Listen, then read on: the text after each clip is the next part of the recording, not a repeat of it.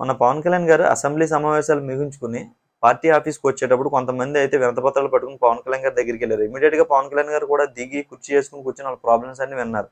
అప్పుడే ఒక ఆవిడ, ఆ న్యూస్ కూడా బాగా వైరల్ అయింది ఆ మధ్య.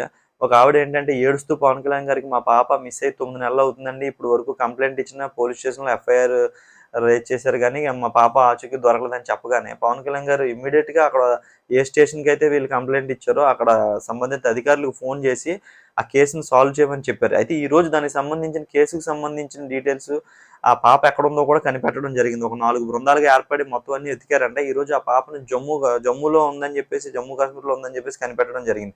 అయితే ఆ పాప అక్కడికి ఎలా వెళ్ళింది? కిడ్నాప్ చేశారా, లేదంటే వేరే ఏమన్నా అఫైర్స్ ఉన్నాయా, అసలు ఏంటి ప్రాబ్లం అనేది రేపు మార్నింగ్ ఆ పాపని విజయవాడ తీసుకొచ్చిన తర్వాత అసలు మొత్తం ఇంట్రాగేషన్ చేసి అది చెప్తారంట. నిజంగా పవన్ కళ్యాణ్ గారు కేసు టేకప్ చేస్తే ఎలా ఉంటదనేది దీన్ని బట్టి అర్థమైపోతుందండి. పవన్ కళ్యాణ్ గారు కూడా ఆ అధికారులను కూడా అభినందించడం జరిగింది.